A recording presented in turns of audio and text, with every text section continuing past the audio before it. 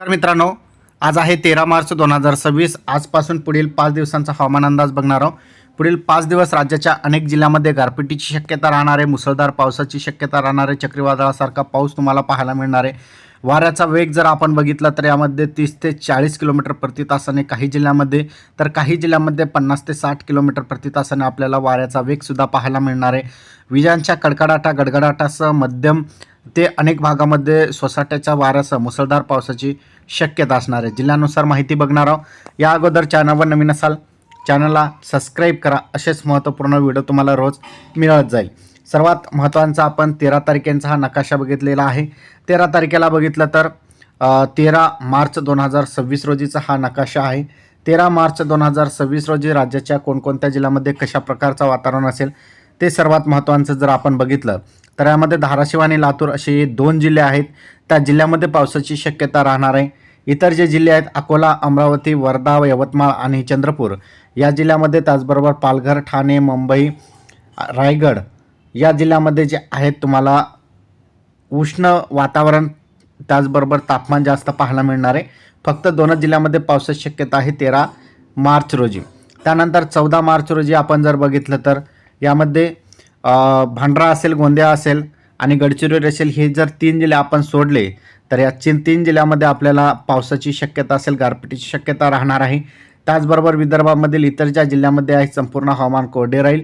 त्यानंतर बघितलं तर आपण मराठवाडा असेल, या जिल्ह्यामध्ये जर बघितलं तर नांदेड, हिंगोली, परभणी, बीड, लातूर, धाराशिव या भागामध्ये जोरदार पावसाची शक्यता राहणार आहे. वादळी वाऱ्यांसह विजांच्या गडगडाटासह रात्रीच्या वेळेस हा पाऊस पडू शकतो.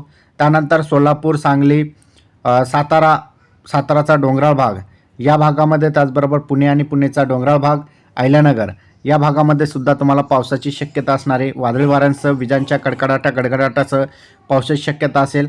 आणि पालघर, ठाणे, मुंबई, रायगड या भागामध्ये मात्र तुम्हाला उष्ण वातावरण पाहायला मिळणार आहे, तापमान जास्त पाहायला मिळणार आहे 14 तारखेला. त्यानंतर 15 तारखेला जर आपण बघितलं तर जिल्ह्यानुसार संपूर्ण माहिती आपण बघत आहोत. त्यासाठी चॅनलला सबस्क्राईब नक्की करा. आपण जर 15 तारखेला बघितलं तर यामध्ये गडचिरोली जिल्हा आहे, गोंदिया जिल्हा आहे, चंद्रपूर, नागपूर, यवतमाळ, नांदेड, हिंगोली, परभणी, लातूर, बीड, त्याचबरोबर धाराशिव, सोलापूर, सांगली, साताराचा डोंगराळ भाग, त्याचबरोबर कोल्हापूरचा डोंगराळ भाग, सिंधुदुर्ग, पुणेचा डोंगराळ भाग, अहिल्यानगर, नाशिकचा डोंगराळ भाग, छत्रपती संभाजीनगर आणि जळगाव या जिल्ह्यामध्ये तुम्हाला पावसाची शक्यता असेल, गारपिटीची शक्यता राहणार आहे. हा पाऊस तुम्हाला सायंकाळी, रात्री आणि मध्यरात्री पाहायला मिळणार आहे. काही जिल्ह्यामध्ये सकाळी सुद्धा तुम्हाला पाऊस पाहायला मिळणार आहे 4च्या सुमारास. त्यानंतर 16 तारखेला सुद्धा पाऊस असणार आहे, गारपीट असणार आहे, ज्यामध्ये गडचिरोली, गोंदिया, भंडारा, गोंदिया, नागपूर या जिल्ह्यामध्ये, यवतमाळ, अमरावती, परभणी, हिंगोली, नांदेड, लातूर, धाराशिव, सोलापूर, सांगली असेल, सातारा असेल, साताराचा डोंगराळ भाग, पुणेचा डोंगराळ भाग, बीड, अहिल्यानगर, जालना, छत्रपती संभाजीनगर, त्याचबरोबर कोल्हापूर आणि कोल्हापूरचा डोंगराळ भाग या भागामध्ये सुद्धा तुम्हाला जोरदार विजांच्या गडगडाटासह 16 तारखेला पावसाची शक्यता राहणार आहे. आता जर आपण 17 तारखेला बघितलं तर 17 तारखेला सुद्धा तुम्हाला पाऊस पाहायला मिळणार आहे, ज्यामध्ये गोंदिया असेल, नागपूर, गोंदिया, भंडारा, चंद्रपूर, त्याचबरोबर गडचिरोली व यवतमाळ, बीड, हिंगोली, परभणी, लातूर, धाराशिव, सोलापूर, सांगली, साताराचा डोंगराळ भाग, बीड, जालना, छत्रपती संभाजीनगर असे हे जे जिल्हे आहेत 17 तारखेला या जिल्ह्यामध्ये तुम्हाला गारपीटची शक्यता असणार आहे. मुसळधार पाऊस, वादळी वाऱ्यासह पावसाची शक्यता राहणार आहे.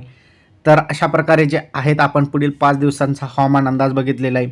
दररोज वातावरणामध्ये बदल होत असतो, त्यामुळे दररोज आपण व्हिडिओच्या माध्यमातून सांगत असतो की हवामानामध्ये बदल झालेला आहे आणि त्यानुसार कोणत्या जिल्ह्यामध्ये पावसाची शक्यता राहणार आहे, कोणत्या जिल्ह्यामध्ये पावसाची शक्यता राहणार नाही याचीसुद्धा आपण माहिती देत असतो. त्यासाठी चॅनलला सबस्क्राईब करत जा, जेणेकरून वेळोवेळी जे अपडेट आपण देत असतो ते सर्वात अगोदर तुम्हाला मिळत जाईल. धन्यवाद.